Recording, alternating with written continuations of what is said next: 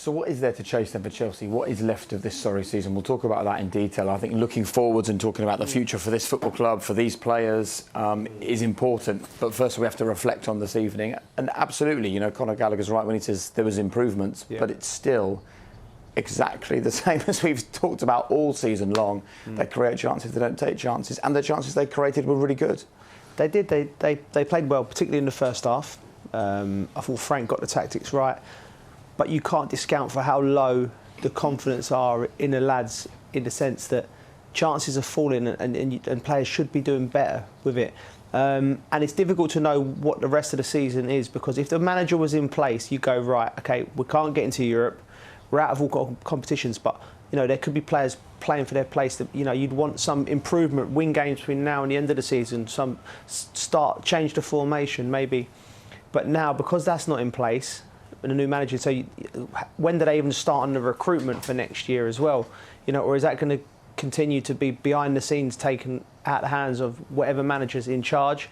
So it's hard to know what the season brings. It's a real tough job for Frank now, because it was tough motivating a lot of the squad. 30 players in the squad is absurd, because a lot of them think they should be starting, let alone just in and around it. And now, you know, how are you going to motivate them players? You know, they'll be onto their travel agents now already, thinking, you know, what am I going to do for the summer? Because it's hard. It's just a hard job for Frank to get a tune out of them for the rest of the season. But they've got to be professional. Some of them will be playing for their futures and trying to impress the next club. Some will be trying to stake a claim for whoever comes through the door.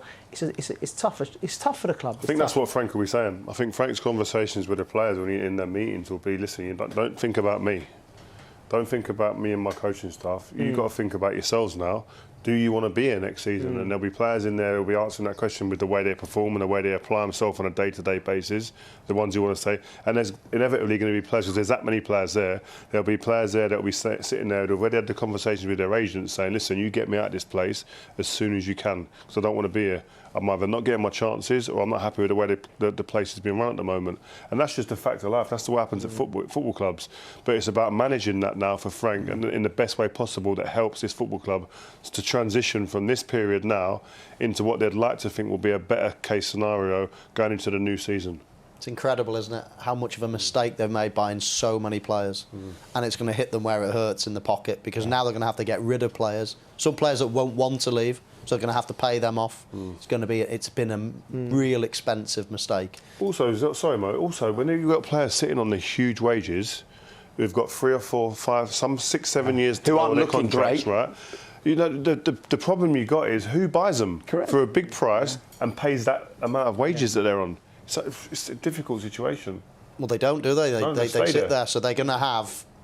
There's going to have a lag, you know, a problem for a few years now. They're going to have players that they want out that they can't get out. They're going to have to get players out, so they might have to get some of the players that don't really want to get rid of out. But how do they decide who to get rid of when they don't have the man in place who's going to take them forwards? It almost feels like until that happens, you can't make the big decisions. The manager never probably bought half of these anyway. So they'll probably... The chairman and the people around him probably bought most of these in. So I guess that they'll be deciding themselves on who goes as well. That's not working. The problem is when I feel when you're recruiting players, you recruit players for a certain style of football that you want to play and a certain type of formation that you might play. They haven't got a manager, so how are they going to be able to start that process of even thinking about players when they haven't got the unless behind the scenes, there's a manager out of work right now who they could be talking to. They know is in place and not pushing the button yet, but they're getting things in order for when they do press the button and say, right, you're in charge. They've done all the groundwork behind the scenes, maybe.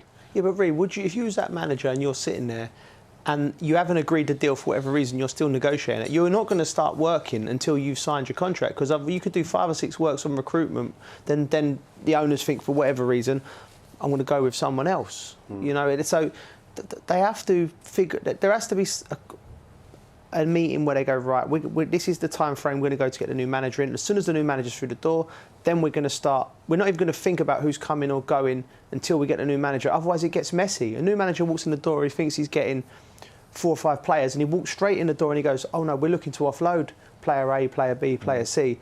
So you cannot, at a football club, do anything until you have a manager or a director of football who's going to drive where you're going from a footballing perspective? Feels like such a muddle, doesn't it? Like, you look at what they did. They went and bought the best player from Brighton, and they went and bought the coach from Brighton, thinking that's going to solve some of our problems. It's a reminder that you can't just buy expensively assembled individual talents and expect them to play well. I don't know if Cucurella was the best player at Brighton, to be fair. Well, he was their player of the year. He was their player of the year. So they went and got him, thinking that this is going to solve some problems for us. Suddenly you realise that it's about a plan, it's about culture, it's about coherence, it's about structure from top to bottom, it's about communication. None of that seems here. Brighton Football Club is run really well, from recruitment, from the top to the bottom. They're meticulous in what they do. They don't rush.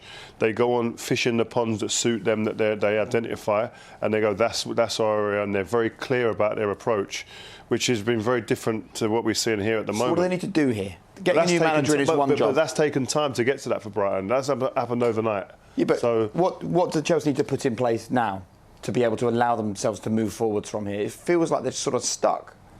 They need a director of football. If they're not going to get a manager, they need and they think that they're going to, that they've changed the there's been 4 men in charge already this season, all right? So when they come in, they were talking about, you know, we're going to work together. This is going to be a long-term plan. It's going to be patience. Already there've been 4 men sitting down in that dugout taking the team now. So that already breeds, you know, insecurity amongst the squad. So if you're going to be a hire and fire, and that's fine. This club's been so successful doing that over the last 20 years. But you need someone behind the scenes who's going to be the one, Dan Ashworth, the job he done at Brighton and the job he's done at Newcastle, someone like that who can bring the right players in at the right money at the right time, and then you just get the coaches who play that style of football, and then you can rotate them. But it's got to be something. That feels like it's the first thing to get. Then is it?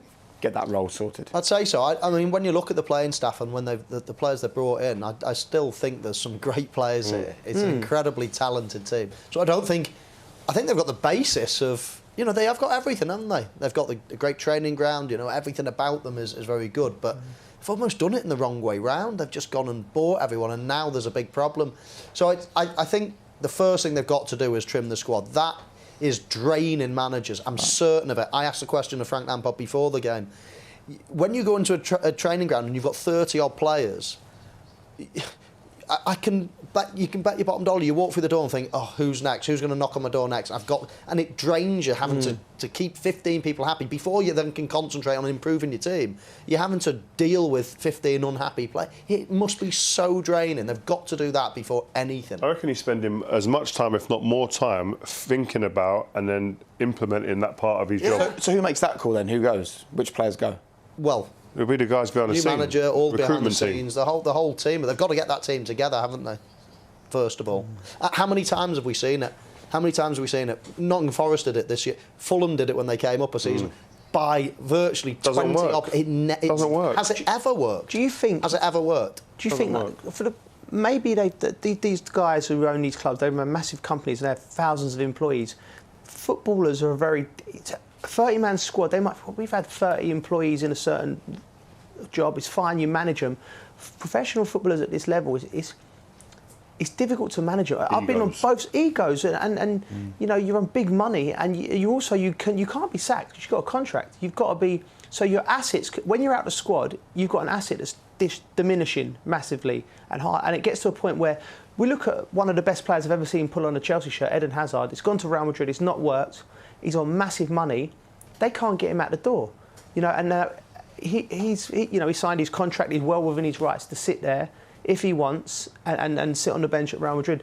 Now that's going to happen for Chelsea unless they're proactive, and it's going to cost them a fortune to offload these players. So there's talk of Enrique, there's talk of Nagelsmann, who knows who it is next. Do they need to get that person in now, like before the end of the season, allow them to assess the squad, see the players, make plans? I think it'll be a mess if they come in now. I don't think you can do that. Frank's here. They've made that decision. I think they've got to live and die by that now.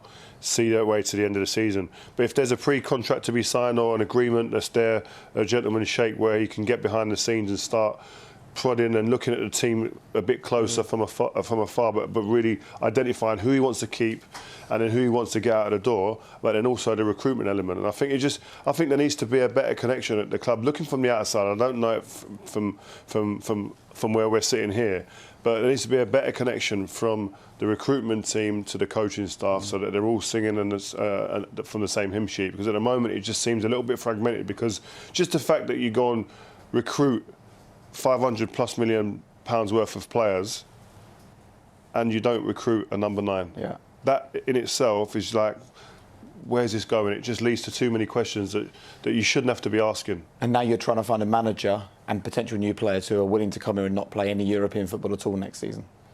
Makes it hard, doesn't it? I mean, I thought it was incredible when they got rid of Tuchel, because he just appears like the absolute right man, doesn't he? But hey-ho, they're going to have to find someone. There are a couple of good managers available, though, at the moment.